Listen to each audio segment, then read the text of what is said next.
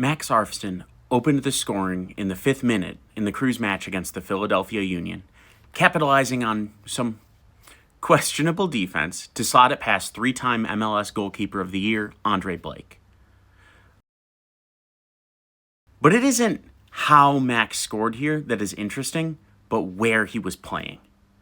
Max has settled in the last few games for the Crew under manager Henrik Rudström, playing as the right midfielder in Rudström's 4-4-2.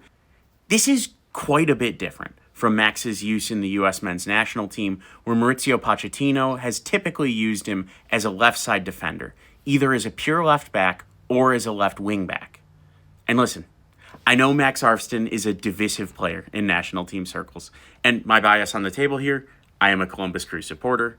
But my intent here isn't really to convince you that a player should or shouldn't be included in the national team or the World Cup roster. Instead, I find it more interesting to consider what makes a player's skill set unique.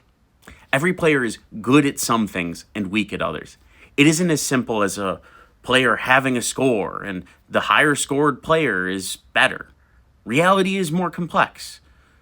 Arfsten's weaknesses are well documented, but his strengths are interesting, and he brings a different dynamic to the U.S. player pool, which I think is what caught Pochettino's eye.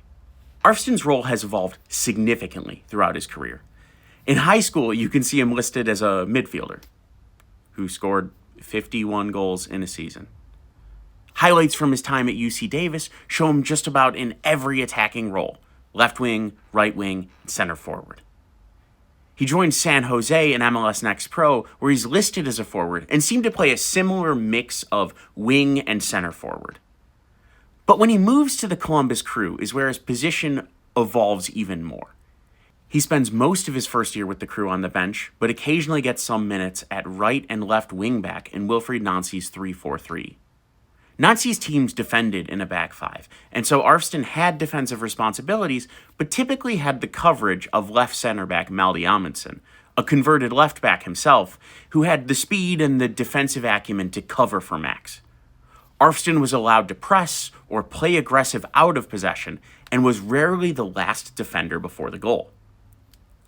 In 2025, he earned his first cap with the national team under Pochettino, who has converted him to a pure left back. This is the highest level he's ever played at, in a role he's never played before. And look, it isn't unusual for someone to have a different role with the national team than they have at club level. But for someone who was just a few years ago playing as a forward in college, the adjustment to national team left back is a significant one. The biggest challenge is that he isn't getting a chance to grow in that role on a day-to-day basis. His current manager, Henrik Rudström, has employed Max as a left midfielder in his and over the last few games has swapped Max over to the right midfield. And this has worked really well for the Crew. Max has 6 goal contributions in his last 6 games and is in arguably the best form of his entire career. And I think playing on the right side is a boon for Arfsten. It helps him utilize one of his best assets, and one that really hasn't shined so much in his time with the national team when he's been playing at left back. Max Arfsten is incredibly two-footed. I'll even be as bold to say that he is one of the most two-footed players in the entire U.S. men's national team player pool. Of his 18 senior goals for the Crew, 10 have come with his dominant left foot, with 8 coming on his right foot, or 45% of his goals are with his weak foot. This is comparable only to someone like Christian Pulisic, who has also scored about 45% of his goals with his weaker left foot. Haji Wright, surprisingly enough to me, has also scored about 44% of his goals with his weak foot. But this is significantly more than a lot of attackers in the U.S. player pool. Ricardo Pepi's at 12% weak foot goals, Brendan Aronson 26%, Balogun at 32%, Tim Way at 27%. And for Max Arfsten, it's not just scoring. He had a highlight game in 2024 where he started on the left, got a left-footed assist, switched to the right, got a right-footed assist. What it boils down to is that Max Arfsten is a really versatile attacker. He's extremely comfortable with both feet, and it makes his somewhat performative skill moves actually quite dangerous when he's a legitimate threat with both feet and can't be closed down in a single direction. I'd be very surprised if he's still playing in MLS at the end of 2026. I don't want to sell him short as a jack of all trades. He's a really two-footed attacker who excels in isolation and in quick combinations. In other words, it just feels like he's a winger. But he's in the awkward spot of being in a fantastic form leading into the World Cup in a role very different from the one Pochettino wants him for. Max has had a few opportunities where he's gotten to play a more natural left wing-back role under Pochettino with the national team.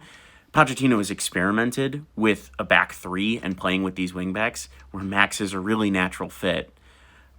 But Poch has been unpredictable, and we don't know what he's actually going to roll out with when the World Cup comes, especially with center back being a position of weakness for the United States.